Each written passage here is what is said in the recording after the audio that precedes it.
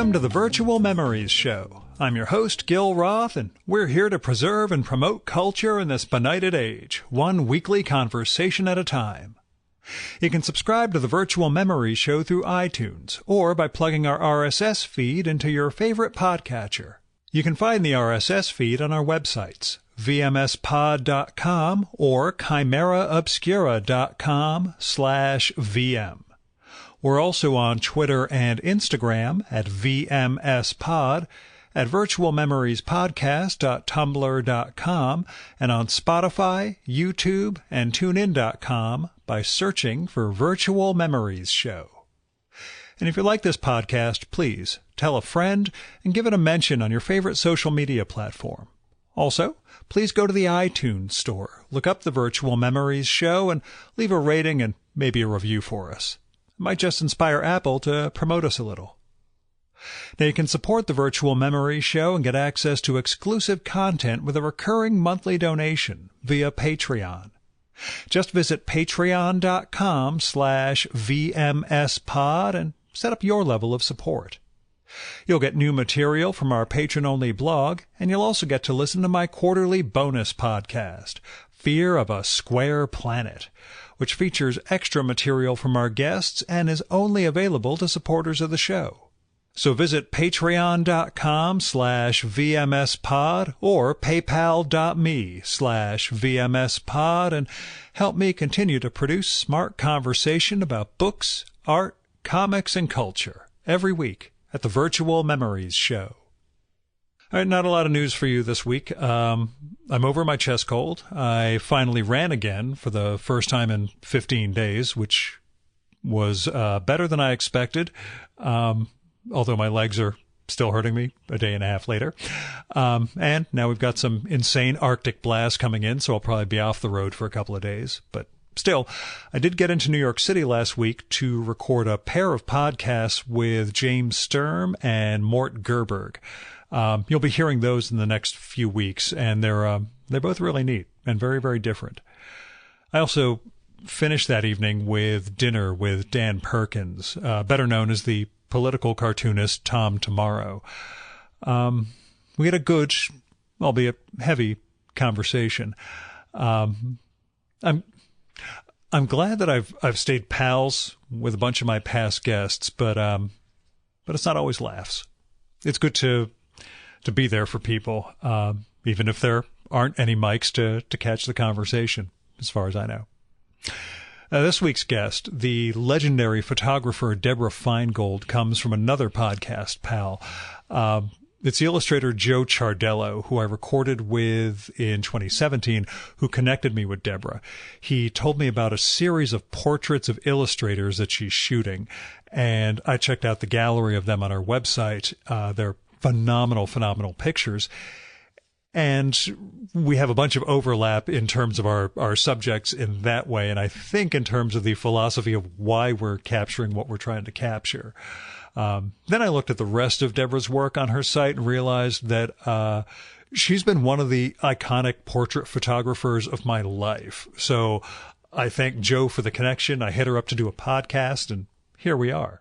Deborah's photographed a lot of people over the years, but in particular, she did a lot of work with musicians for about 40 years now, taking pictures that blew my mind throughout my youth, like the David Byrne in the Mr. Man suit from Stop Making Sense, the early Madonna with Lollipop, which blew my mind in a different way, that stylish-ass Fab Five Freddy in front of a Lee Quinones Howard the Duck mural on the Lower East Side. There's a million amazing pictures that she's taken over the years. James Brown and this one on the street, it's phenomenal. There's a collection of her music pictures that came out in 2014, just called Music, Photographs by Deborah Feingold. It's awesome. You go through it and it's just shot after shot. It'll just knock you the hell out. Now, Deborah's also, in addition to other portraits she's done, as well as a series of jazz portraits she did, which she'll talk about from the late 70s when she first got to New York. She's also done photographs for a lot of book covers, and these are portraits of the authors. And a whole bunch of them are just as iconic. In fact, when I was trying to do research for the show, I looked up Deborah Feingold interviews, and the problem was I kept finding interviews with other people, and then there would be the words photo credit Deborah Feingold, because she shot virtually everybody of interest, so any Deborah Feingold / interview search was not going to turn up what I hoped it would turn up. Anyway, go to DeborahFeingold.com. You can check out her work and see all the amazing stuff she's done over the years. I'll spell that out at the end of the episode. But just in general, I'm fascinated by the career she's made and what photography teaches us about how to see and how it's changed for her, how it's taught her what to look for, what not to look for. Anyway, it's all stuff that's going to come up in the conversation. Caveats. New York noise. We recorded in Stuytown. Not that bad. A couple of table thumps. That's about it. Now, here's a bio for Deborah from an exhibition of her music photography from a few years ago. Spanning nearly 40 years, Deborah Feingold's photography career began when she immersed herself in the jazz of the late 70s and simultaneously was shooting and keeping company with Chet Baker, Miles Davis, Tony Bennett, and many other jazz legends. After working as the first staff photographer for Musician magazine for 5 years, she continued shooting musicians for album and CD covers and portraits for Warner Music for the next 2 decades.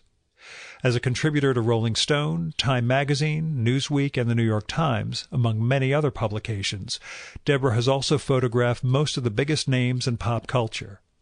She's also created over 100 memorable author portraits for book covers and has shot numerous ad campaigns for print and television. Her work has been syndicated all over the world and is included in a number of music anthologies and private collections. Now, here's her LinkedIn bio, because DeborahFeingold.com does not actually have a bio itself.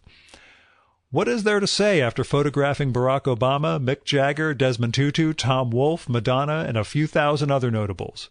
Portrait photography is what I do. And now, the Virtual Memories conversation with Deborah Feingold.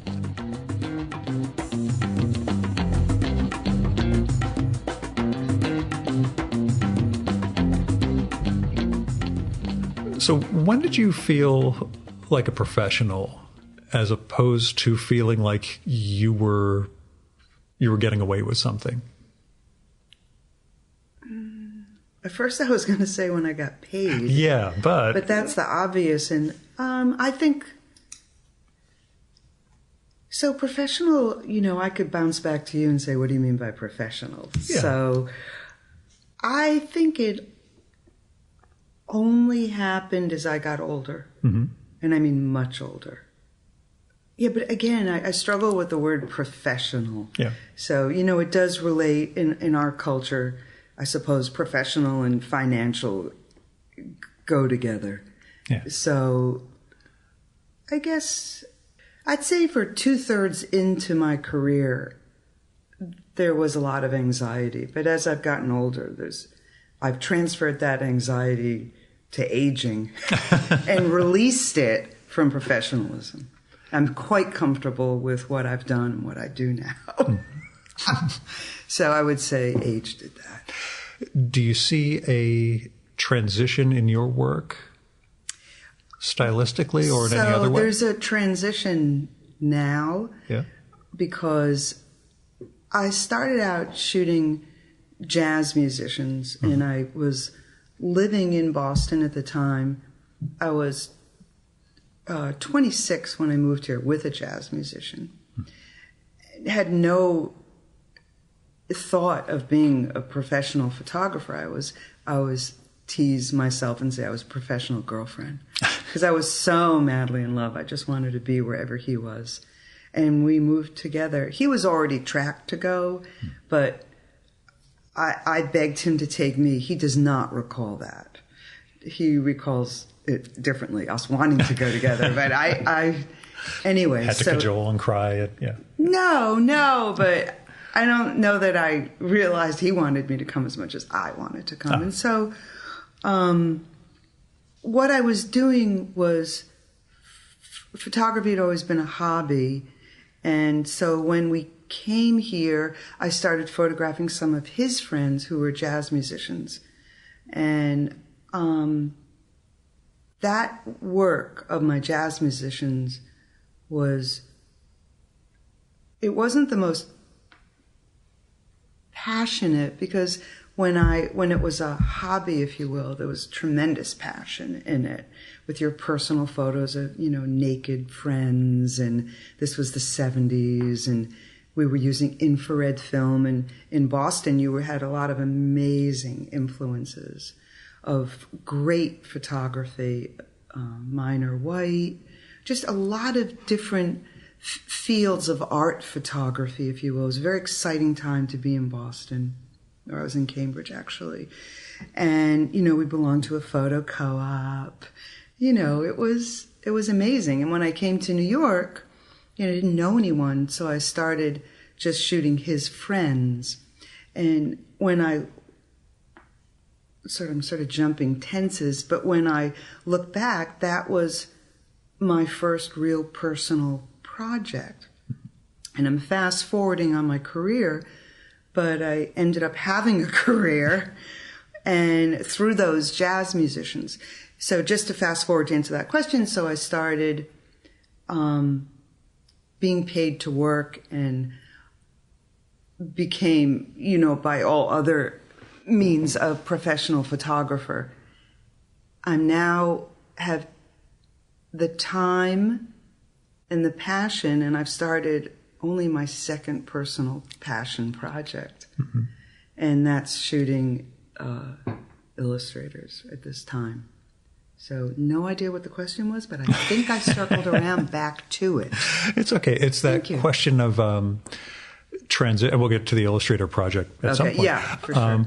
But that question of seeing your work evolve and how that whether that's been a significant transition on your part. And then there's obviously the question of going from film to digital and what that entailed for you. So what'd you get better at, or what'd you get worse at over the years, I guess, is a way of seeing so you mean professionally, what the trajectory of the career? Or the photography, the photos themselves. Photography. Yeah.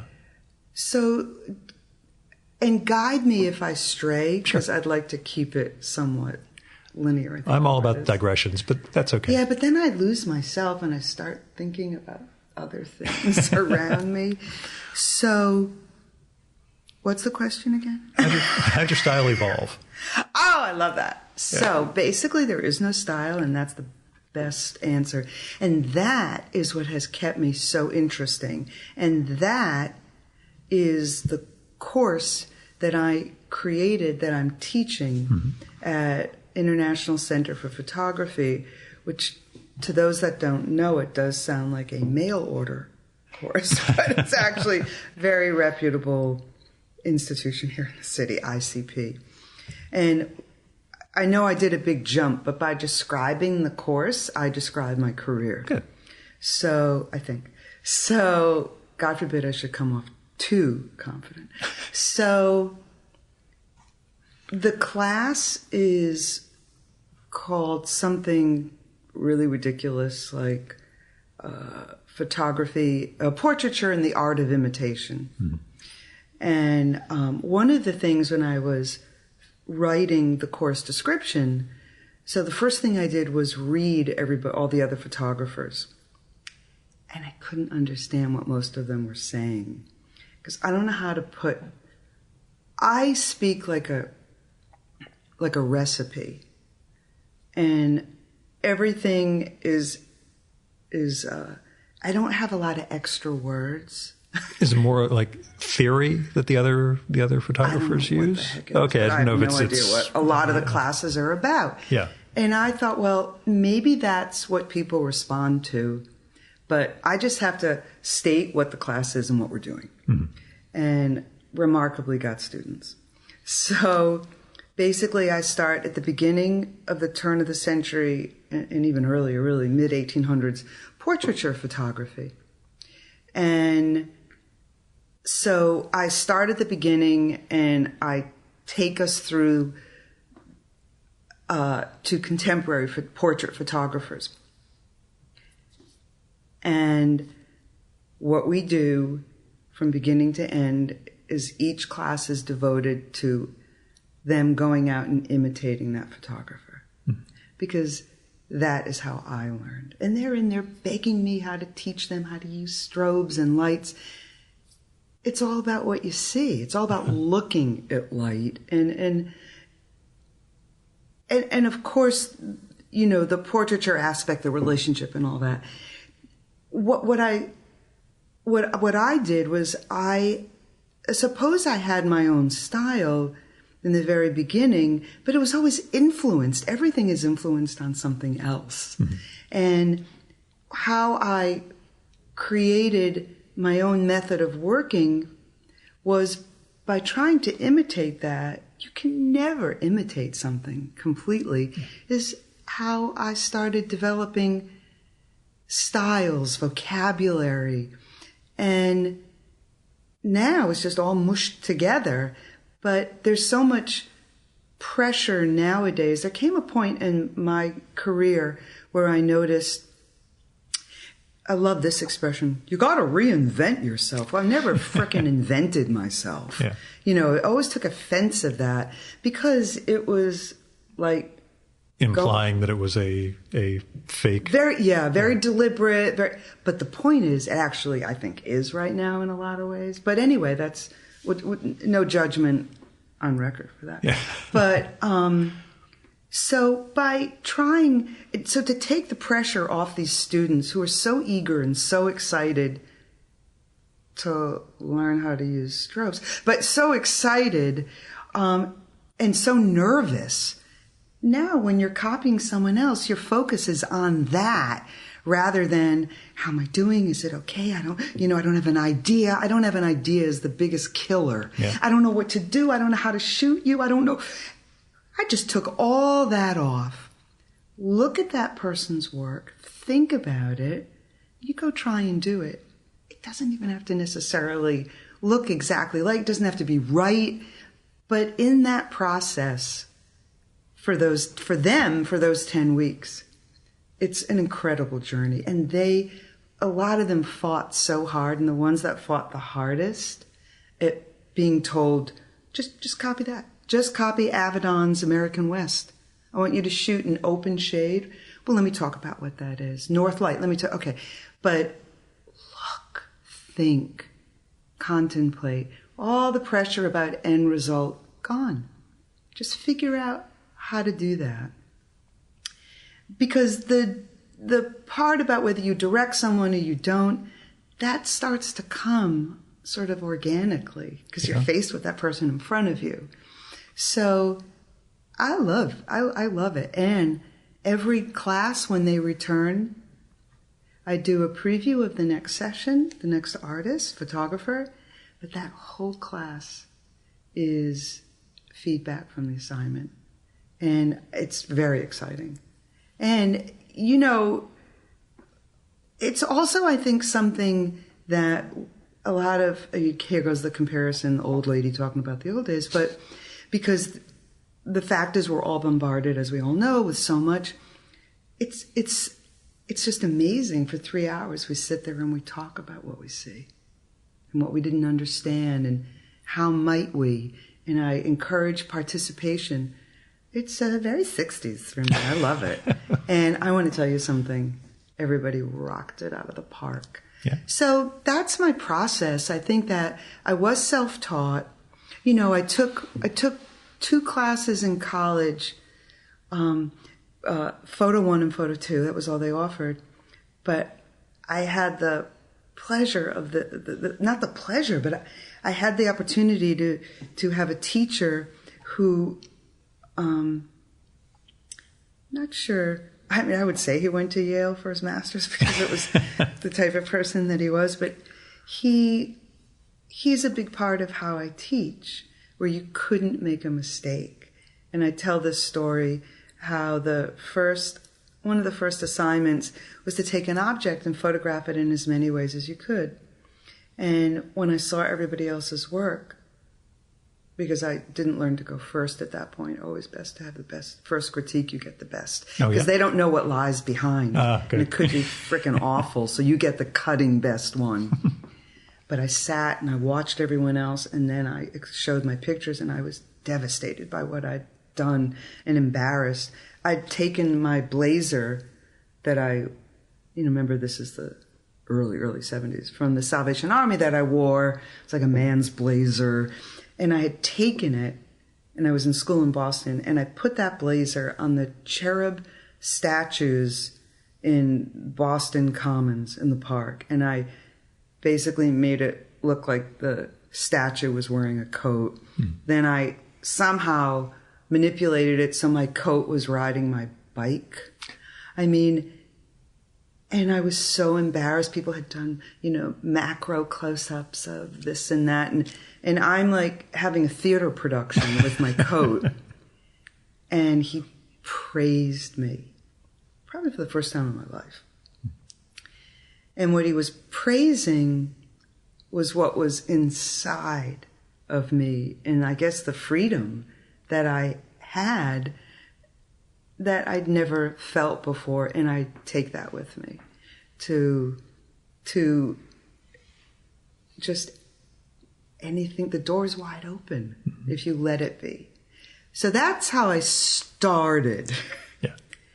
But as I started getting more serious assignments, I saw that freedom close a little bit. As the stakes were higher in terms of what the Well, it's very interesting because I'm skipping around career-wise, but when I started working for Rolling Stone, something that sat with me my whole career from that point on, and I could never let go of, was that when I would hand work into them, they wouldn't respond, those photo editors, until other people responded. And then I went and I read the biography of Wenner. Of Wenner. Yeah. And that's exactly what it was. Everything was contingent on how he felt. Yep. And that affected me tremendously because that was such a coup to be working for them, but it stifled me. Mm-hmm. And I can see it in the work. You need some sense of, not validation, but interaction. Copying Annie. Yeah. Because when I would do stuff that was different, holy schmoly, it was like, because I didn't like, I had someone who worked for her. He showed me how to light like her. And thank God, because that's in my little box that I take my toolkit. It's good. But when I was trying to go back to what we spoke of a minute ago, I did, but I struggled with it. And then I found I've never really discussed this. I found at certain points it was easier to do what I thought they wanted. Yeah. My finger just went cutting my head off. That's the moment when you're a professional in a sense, when you're stuck doing something, you can do it, but it's not what you would want to. Well, that's one aspect of it. Yeah, but, it was psychologically, it really affected me. And it made me question myself all the time. So, but, I had the cover of Rolling Stone or whatever that song goes, and that's grandkid stuff. So, and no regrets. Yeah. But it is, I feel like I'm in an AA meeting and I just unloaded something big. Yes, I liked working at Rolling Stone, but it was, just creatively, it made me question myself more than I had. And that kind of stayed with me for a long time. Were there parts of it that made your work better? Or, again, you mentioned having the toolbox, but not necessarily better as far as a Deborah Feingold picture goes. I don't know. I'm not that deep a person. When did you feel comfortable directing the subject? Were you shy early on about... I'm an incredibly shy person. Yeah. It's like... It's so funny because I will do a shoot and I love directing. Love it. Absolutely love it. But when that shoot is over, all I want to do is go in the corner. Yeah. Just curl up in a small ball. And the best part of that is that people will say, oh, what was it like to meet him? What was it like to meet her? Well, I was with them for an hour. And I liked that. because I didn't want to continue the conversation, you know, because I was so shy and also so exhausted because I was acting, you know, the role of a director. Yeah. And I love turning that on, but I'm not, you know. It's not natural. I'm not, not at all. And people are surprised, and no. I like one-on-ones or a small group or something like that. I'm not a big party person. I'm with you. Yeah, okay. You know, it's neat to, you know, meet people at an event, you know, the people you wouldn't have expected to meet. But yes, for the most part, no, I don't need to. Well, I find Yes. I do a lot of listening. I find that I'm not really sure if it's the people I'm meeting, but the art of conversation seems to be really dying. And I find myself meeting, you know, I have funny anecdotes after those events. Yeah.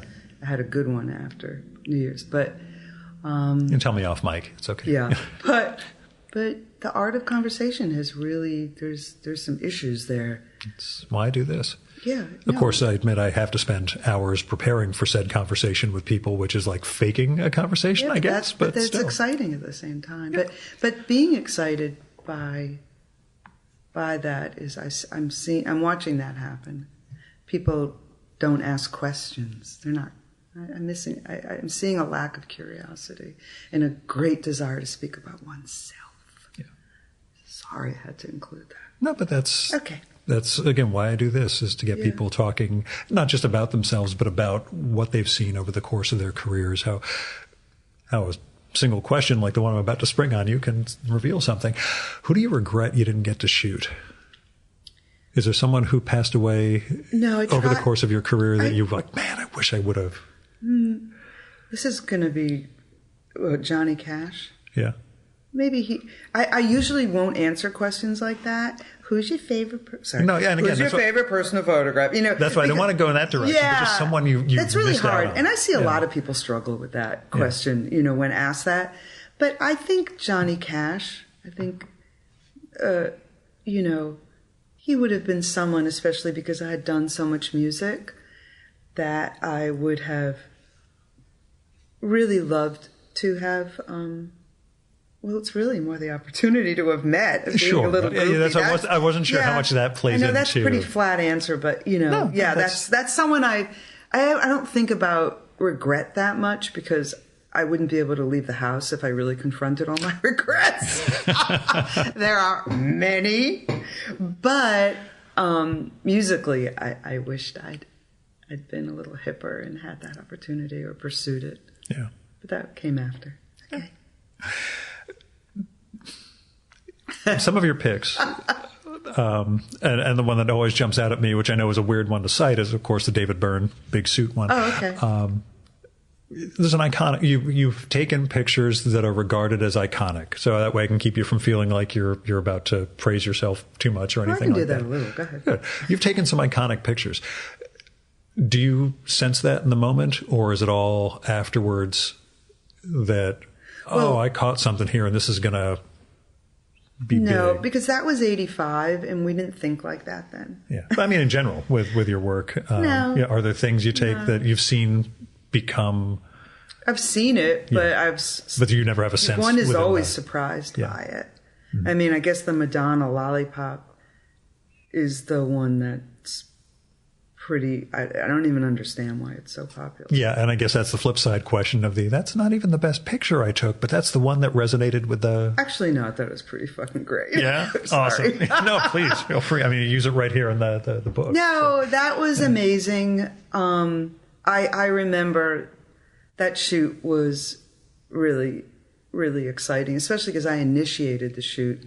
I didn't have it as an assignment. Mm-hmm. I asked an editor of a magazine if he could arrange for me to shoot it, because back in the early 80s, I was working for Musician magazine, and which was really exciting. And so I hung out with a lot of the writers. It was.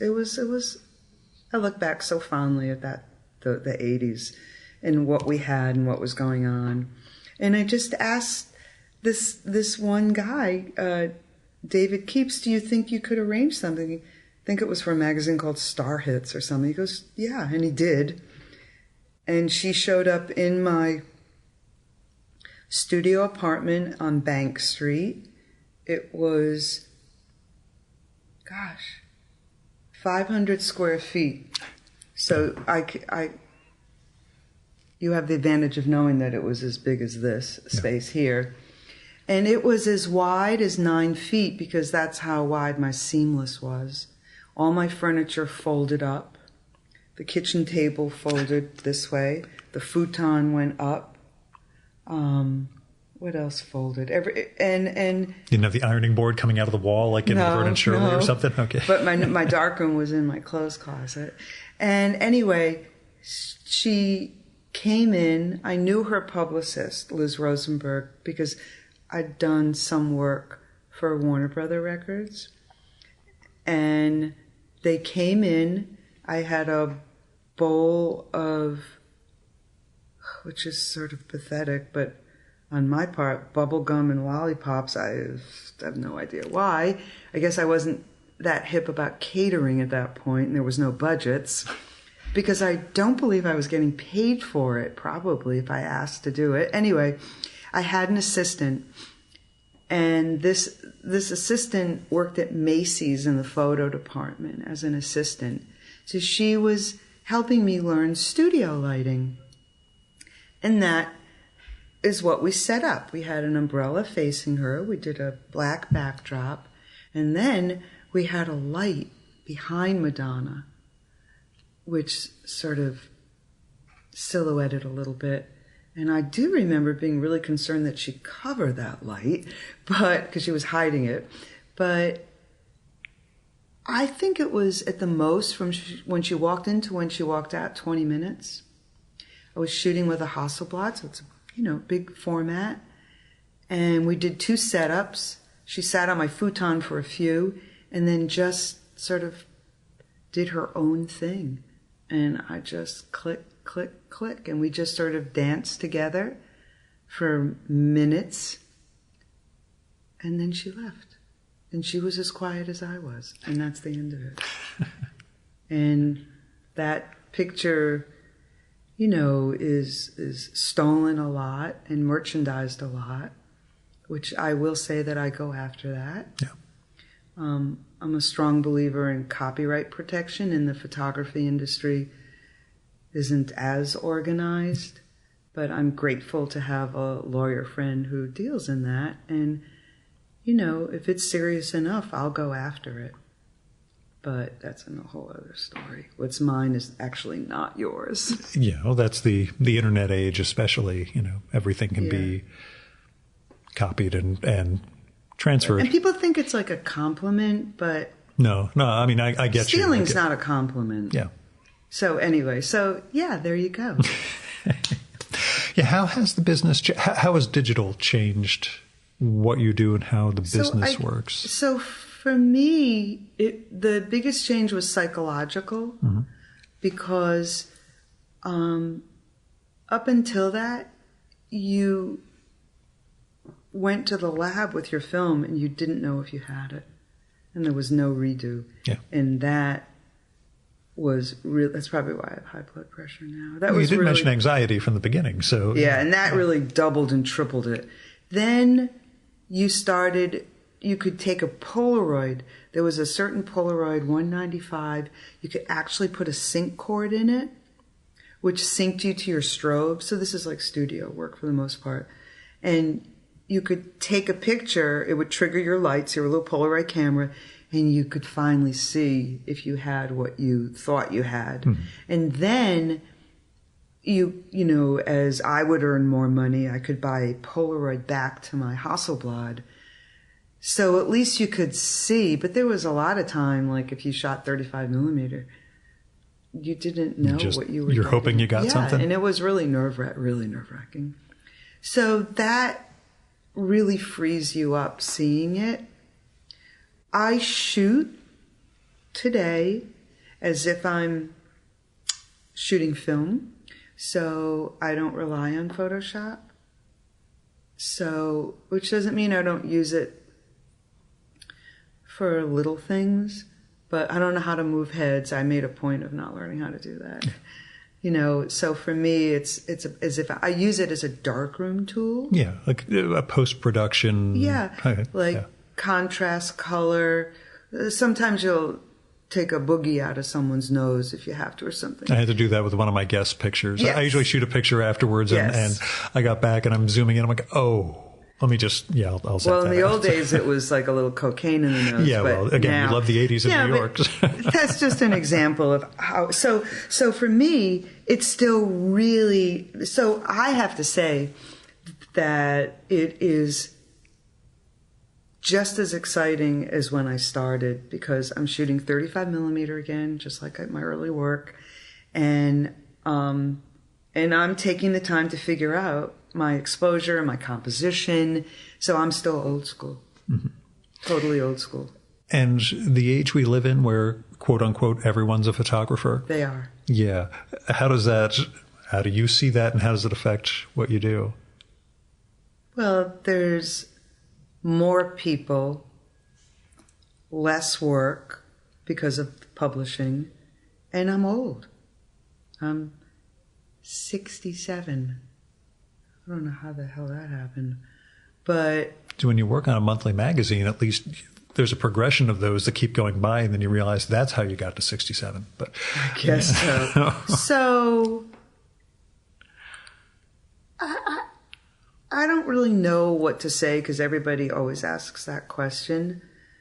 And I think that I would be doing, 2 shoots a day. I had my own studios, studio managers. But, it was also very nerve-wracking, too. I don't feel that anymore. I'm so much more comfortable. When I get a job, I can pull it together in 3 seconds. I mean, everything is just easy. Yeah, that's, I guess, what I was sort of wondering about what's easier and what's harder. Producing shoots is really easy. Doing the shoots is much easier. But I miss the problem solving aspect of it, because you were working for someone else. And because it wasn't like, here, just do whatever you want to do. For most of my career, that didn't exist. So now I've found a way to shoot more. And that's why I've come to my second project of my life. Which says a lot that I was working so much in between. Because some people have a camera anywhere they go. That's not the type of photographer I am. Yeah. My photography involves interaction between people. So... I'm not a street photographer. I'm not a still life photographer. Love the Instagram account. There's usually never people in it. So, I think about looking at your pictures. I mean, those pictures. Yeah. It's just my personality. It's like, seeing something quirky, whatever. But so I think that had I not found a project that was meaningful to me, like the illustrators, I think I would have gotten really depressed. I think I forgot that I could do that. Tell me about the project, how it originated, what you're doing. This is just, for me, I was, and for many of us, the election was very disturbing, and this is the during the election, not after, but just before. And I noticed on my Facebook feed that... You kids and your social media. Well, the thing is that I had a lot of art directors on my feed, but they had a lot of illustrators. I don't think I even knew or ever paid attention, except for the few that I was lucky enough, like Roz Chast, to photograph in my journey. I never really paid that close attention, which, so we can already say, I guess she never subscribed to the New Yorker. No, know. Well, yeah. Okay, once I did in my past. But anyway. You have limited space in a New York apartment. No, you can't have a magazine piling up on you like that. Well, my head was in different places. And they didn't have much photography either. Right. Yeah. And I started noticing how, how loud their voices were in their imagery. I didn't know any of these people, but I was so moved by it. But at the same time, I was so shocked and disappointed, having lived through the 60s and the 70s, where, I felt, and this is just my naive impression, I don't hear anybody else angry or panicking or expressing outrage as loudly as I was seeing it with these illustrators. It was radical. So, of course, who am I speaking about? Steve Brodner, Idel Rodriguez, Victor Yuhas, and I'm like, whoa, this is my next project. These are the rock stars of now. These are the people that have a voice, and they're screaming. And that's how I started the project. I just cold called. Oh, I remember. This is how I started it. Joe Chiardiello, for a number of years, on a celebrity's birthday, every day I would post a photo because I would have one. Right. There's the giant B.B. King behind us. Right. I had one, and I noticed Joe, who I'd seen from my feedback line, had a great drawing of Keith Richards. And I liked his, and he liked mine. And I said, would you like to do a trade? And we did. And I went to his beautiful home in New Jersey. And that is how my project started. He was the first one? Joe starts giving me a list. He gave me a list of people. Yeah. And so that list continues. And that's sort of what I'm doing now. So that's how it started. Have there been any no's? Yeah. Okay. But they won't say no to my face. They just keep canceling. Ah, all right. That's gotta be I know more they're not listening, but I have not given up yet. And you don't have to name names. And I won't. I have many friends that are mutual friends. We'll get to that you. will continue to haunt them. My big one, and he's one of the guys you cited at the beginning, is Brodner, who sort of interested, but keeps it, Gil, I might be a little too opinionated. I'm like, no, Steve, I think you'd be great. Let's do this at some point. So we'll see. He also gave me what may have been a great insult or a great compliment. It's a story I've told on mic before, but I'll do it again. We're at Joe's gallery opening, not in Frenchtown, but nearby, I guess 2 years ago when he had the spaghetti Western pictures up. Which is a book now. Yeah, I know. I'm going to get Joe back on to do that one. Good. But we went, and there's a bunch of illustrators and other people there. And so I met Brodner for the first time. Drew Friedman, another mutual pal, was there. And I had mentioned a recording with Blit, and one of the guys, while I was standing with Joe, Steve, Drew, etc., asked if Barry drew me after we finished. I said, no. In fact, I said, of all the artists, cartoonists, etc., I've ever sat down with, not a single one of them has ever drawn me. And then these 4 or 5 illustrators all just stare at me for about 3 or 4 seconds. And then Steve says, you got nothing to exaggerate. Oh, that's not true at all. Well, yeah, that was my... I guess that's either a compliment or a complete insult, but, I'll take whatever it is. Subsequently, a few illustrators have drawn me. After we finished up, they've knocked off sketches.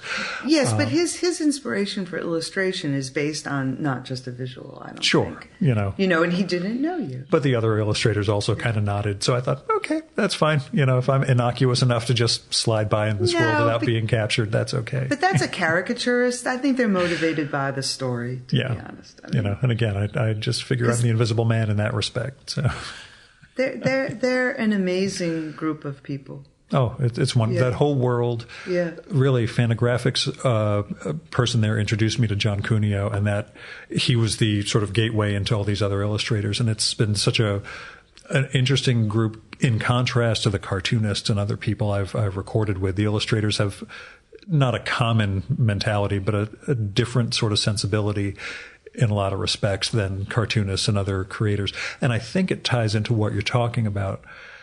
Their work can have such an immediate graphic impression if it's done well, in a way that a prose writer, you have to get through the entirety of the prose piece, or a cartoonist, you've got to go through their entire piece, whereas an illustrator who knows what they're doing can capture a lot of outrage in a very compressed image. So. Yeah, because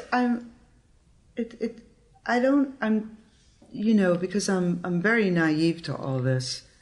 So I'm photographing illustrators now. Yeah. And it isn't just that they're, it's not just anti-Trump, could be that they use their art, their skill. It could be expressed, feminism, or people that were doing peace posters in the 60s. I'm really wanting to keep it broad.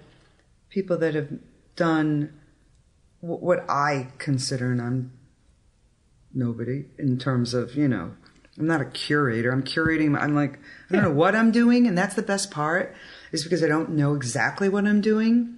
That's where it's exciting. If I refine it to something so small and so tight, then I'll probably lose interest. Oh, that's why this podcast has such an open-ended roster, because if I really narrowed it to, let me just focus on this, the guest list would dry up, I would dry up, but I have stayed away somewhat from cartooning, but I can't say that that'll stay that way. I think that because I worked in the world mostly of editorial photography, editorial assignments, working off of someone else's story. That's what illustrators do, editorial illustrators, but I'm not sure.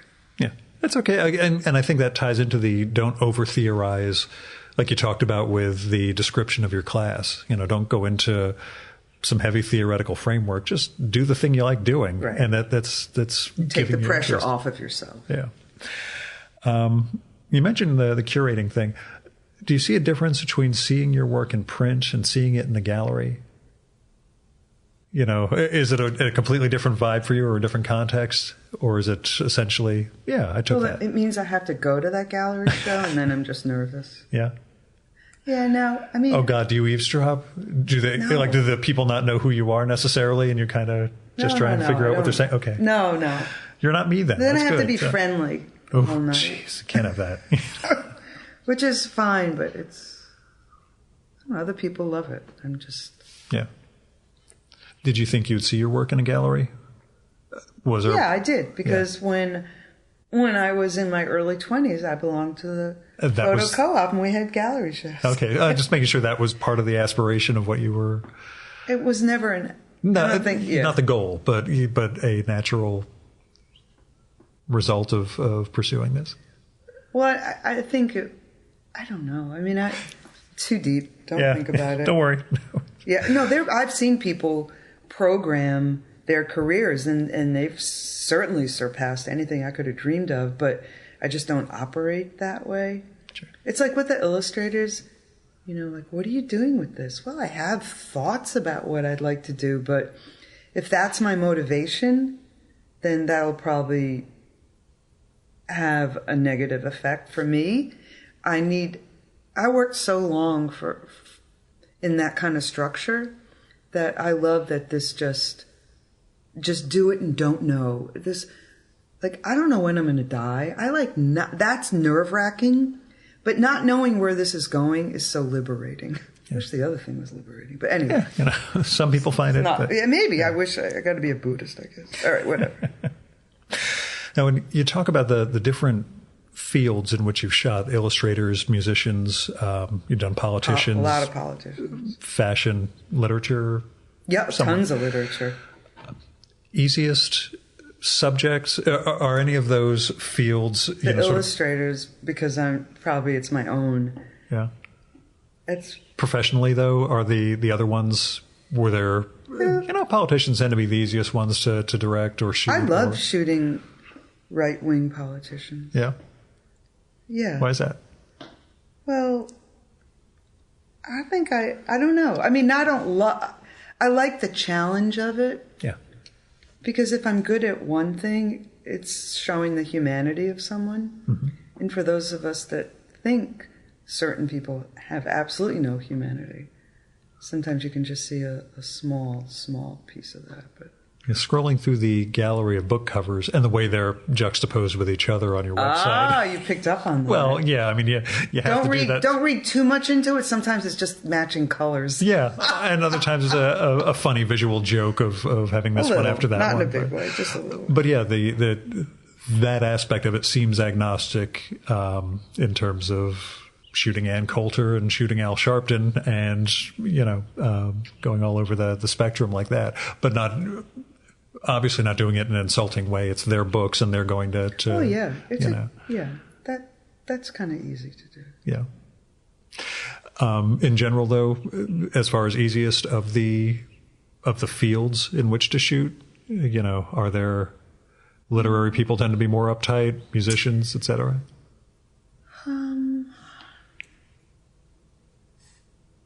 I don't know. I don't really, not to not answer the question, but it really just depends on the person and the situation. And I loved shooting in my career soap opera stars and Broadway actresses and actors. They were so professional and so understanding of it. That was always, I know that sounds odd, but that was that was fun. Yeah. Because they were working as hard as you were their whole career. Yeah, tell me about your New York, because it seems to define you and your career in a lot of respects, New York and what it was from the 70s through now. I don't know what you mean by that. You do. Well, I'm not a New Yorker. Yeah. And I don't identify as one. And I've lived outside the city. In the last 40 years, there's been some on and off coming and going. Yeah. I don't know. I don't identify as a New Yorker, but I'm identified. Yeah. As a New Yorker. Which I guess I'm doing right now to you. Yeah. So that's why there's no answer to that question. Do you still love the city or do you love the city in terms of? I don't think the way some people love it. Mm-hmm. I love what I've done in the city, and I don't think I could have done it without being in the city. But I like mixing it up too. Being out of the city. I think of the city as work, not so much as play. Yeah. Which is not indicative of how most people see it.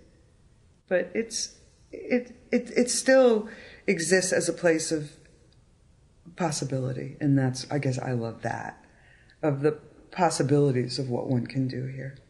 Mm-hmm. That's probably not answering the question. Probably went too freaking personal, so forget that. Oh no, I'm good with it. It's a question because I had no idea what New York means to you. I don't know what it means. Just because the subject matter and everything you shoot to me feels very New York, but again that isn't the totality of you. Yeah, I don't know. Yeah. I don't know. Okay. I'm not that deep. We'll go with something easier. Okay. Freak out moments? Meeting somebody you were shooting that you just kind of, holy crap? Obama. Yeah. Obama, because of the assignment. It was, I did the cover for Audacity of Hope. And he had just given the speech at the Democratic Convention, and not being all that aware, I didn't know that he would be the next president, but I knew enough that when the art director said, shoot him against the backdrop of Chicago, the business side of me knew there would be no resale on that. And the other side of me is, oh shit, that is really hard. I've got to shoot him outside with a skyline behind that. All I'm seeing is levels of being too far from him. Mm-hmm. And how do I get something intimate? And yet I have been assigned by a major publishing house to do that. And one thing I'd learned before that shoot was always have a plan B. Thank God I learned that before that shoot, because we were all set up on a jetty with the background behind us, with my lights set up, and he's an hour late. And in that, it's early morning, and in that 1 hour, everything changed with the weather. It was no longer overcast, and the wind picked up. So he finally gets there, and I'm really uncomfortable shooting like in this style. You know, outdoors, light changing, using strobe, having to manipulate, you know, now it's over, now it's under, you know what I mean, the exposure. Now the clouds are in, the clouds are out. He can't even hear me because I'm so far from him. Yeah. And my light stand falls into the rental, falls into the water. And I just say, we have to stop. But I had booked a hotel at the end of the, you know, right before you walked on the jetty, there was a W hotel. That's where I was staying. And in that hotel was a setup. He was not coming to do that. That was not on his schedule. And I said, would you mind coming across the street to my hotel room? That's all I said. Forward. That's all I said. No, that's not true. And I said, I have a little studio set up, because that was the plan B, and that's what I'm most comfortable with. So, you know, they don't give you suites, you know, book publishers, for you to stay in. So I am sitting on the edge of my bed, and he is maybe 2 feet in front of me, because the seamless is behind him and there's no more room. Yeah. Which is why there's no full body shots from that shoot. And maybe I shot 4 rolls, and that was the book cover. And the stuff outside is just painful to look at because he's squinting in every single shot. And I'm very aware of making sure the person is comfortable or we're in agreement where we are. But neither he or I had a choice. Yeah. And so that was probably because I was losing him a little bit. And I could feel that. But once we got in the room, I got him back in again. And because I'm very, very fast at making someone feel comfortable, once I'm comfortable, I mean, it's a beautiful portrait, I think. You know, I mean, it's not like anyone today couldn't have taken that, but there is a look in his eye and a connection which, for me, mattered and matters. And that was a nerve-wracking one. Did you get his number? Did you stay in touch? I'm just kidding. I have his email. Yeah. And when the book came out, I thanked him. And he wrote back. But I haven't used it since. So I just told myself why. Never mind. There's another story that, you know, I would be gossiping if I said it. Okay, not about me and him. Well, we'll talk off mic. Yeah. Okay. Nothing to get Michelle mad. That's no, it wasn't anything like that. Good. It was about who he let photograph him after that pissed me off. Okay, go ahead. How do you see what's important to the subject? You know, with the illustrator ones, you're shooting them not just in their studios, but around the things that matter to them. So I set some rules for myself with the illustrators to free me from what we spoke about earlier, which was other people's expectations. And I wanted to make this as organic as possible. I wanted to go back to my roots, which was not technical, black and white. And so I don't bring lights. So that makes it exciting. And it makes it limiting, and it can, and challenging. And it makes a lot of the pictures go in profile because I have them look into the light, but I'm working on that. And I have so far shot everyone in their space, but there was an exhibition that the School of Visual Arts did in October on, I mean, you could call it anti-Trump art, but it was more than that. It was, I think it was called Artist as Witness. And there was, so I wrote to a few of the people whose work I admired that were going to be in the show, but lived out of the United States. And so one of the artists answered me, and I ended up taking pictures in Central Park of him, but the rest are in their own environment. Because I have nothing to work off of if they're not in around the things that matter. Place, yeah, that are meaningful to them. And in turn, I think people really like looking at the environment, although not all of them show all of the environment. But I need that. That's my stimulus for the shoot, in addition to them. Because there are also people that work alone, most of them. They're not necessarily accustomed to being photographed. You know. No, I'm with you. And that's, I'm happy we're doing this as opposed to meeting in like a publisher's office to sit down and record, which I have to do in a couple of weeks with someone. I'm like, great, I'll be at a conference table. That's where a lot of my photos were taken, so you can still make magic happen. Oh, yeah, it's true. You know, I do my best with it. But so what do you feel you're still learning? Only as a photographer, not as a human being. That just got so heavy, and I was having anxiety. Mortality. You saw my face went white. But as a photographer, what do you feel you still learn?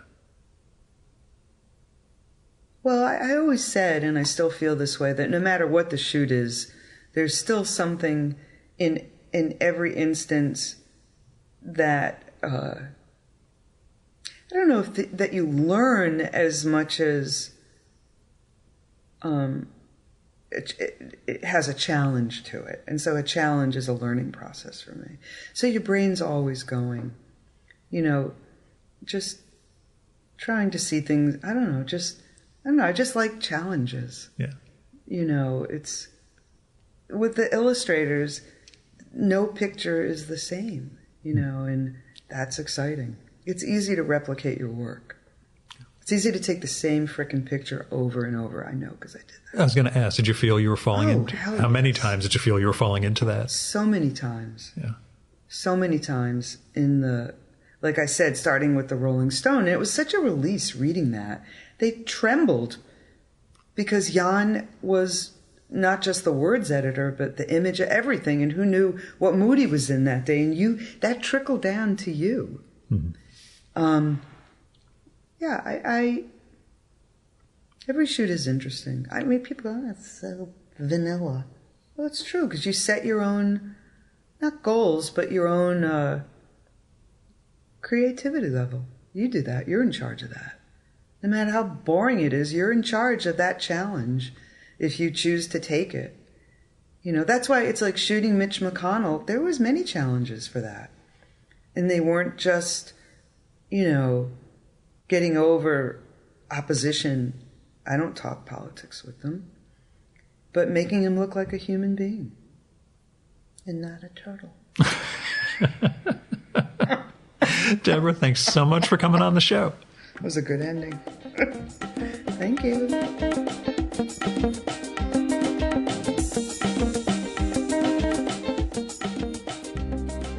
And that was Deborah Feingold. Check out her site, DeborahFeingold.com, to see her work. There's a section with her book covers, her series on illustrators, her series of jazz photos, other portraits she's done. It's an amazing collection. It's at DeborahFeingold.com. So Deborah with an H, Feingold, Fein. Also, pick up her 2014 book, Music, Photographs by Deborah Feingold. Feature some of her amazing, iconic portraits and candids of musicians over more than 30 years. And I want to thank Joe Chardello again for connecting us. Joe's going to be back on the show in just a few weeks to talk about his amazing forthcoming book, A Fistful of Drawings. I will take a picture of Joe when we do that shoot, but I guarantee it will be nowhere near as beautiful as the picture that Deborah took of him. Now, after we wrapped, I asked Deborah, so, who you're reading?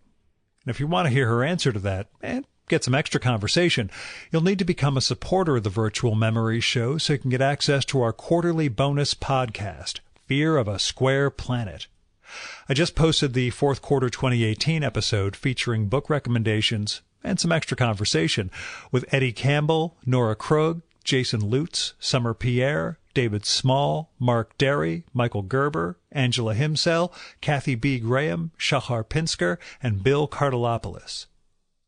You can support the Virtual Memories Show via patreon.com/VMSpod or paypal.me/VMSpod. There are all sorts of goals and goodies in place for patrons, including that bonus podcast, patron-only blog, handwritten show notes for every episode, my secret project, and more. So go to patreon.com/VMSpod or paypal.me/VMSpod and support the art of fine conversation. Now, I recorded this episode at Deborah's apartment in Stuytown, so that was the George Washington Bridge toll plus parking down on 14th Street. I went from there on to Brooklyn to record next week's episode, but I found street parking for that one, so that helped. Still, this one by itself cost about $45 because I also made a Dunkin' Donuts stop before heading over to Deborah's place. Now, if you want to help defray some of the costs of the Virtual Memories Show, like web hosting, travel, equipment, coffee, or just toss me some money because you think the show is worth it, then visit patreon.com/VMSpod or paypal.me/VMSpod and make a one-time or recurring donation. A special thanks go out to Nick Bartosik, Michael Hacker, Michael Janizik, Fred Kish, Jonathan Kranz, Jack Lescamella, Teresa Lewis, Stephen Nadler, Jim Ottaviani, Payne Prophet, Dmitry Samarov, Stephen Solomon, Craig P. Steffen, Greg Tanner, Ford Thomas, and Garrett Zecker for going over and above in their support of the Virtual Memories Show. We have the full list of show supporters at chimeraobscura.com/VM. Our music for this episode is Fella by Hal Mayforth, used with permission from the artist.